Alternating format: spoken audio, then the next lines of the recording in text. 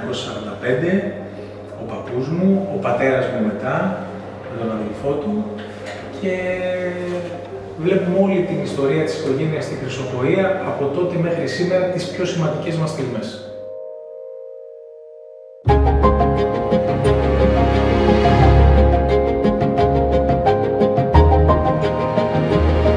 Ήταν ένα πολύ σημαντικό κομμάτι της εταιρείας.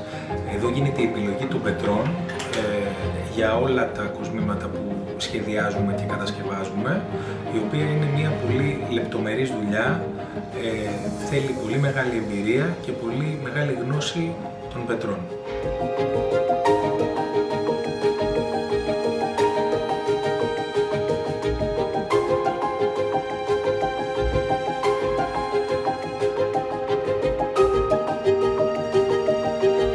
Το 2013, εγώ με τον αδελφό μου σχεδιάζουμε τα δαχτυλίδια των καρδινάλιων του Βατικανού και κάθε χρόνο τα προσφέρουμε στον τιμούμενο καρδινάλιο μέσα στη χώρα του Βατικανού, και αυτό από μόνο του μας έχει κάνει πολύ περήφανος που δύο σχεδιαστές από την Ελλάδα, την Ορθόδοξη Ελλάδα, καταφέραμε και με τη δουλειά μας αναδείξαμε το ελληνικό κόσμο.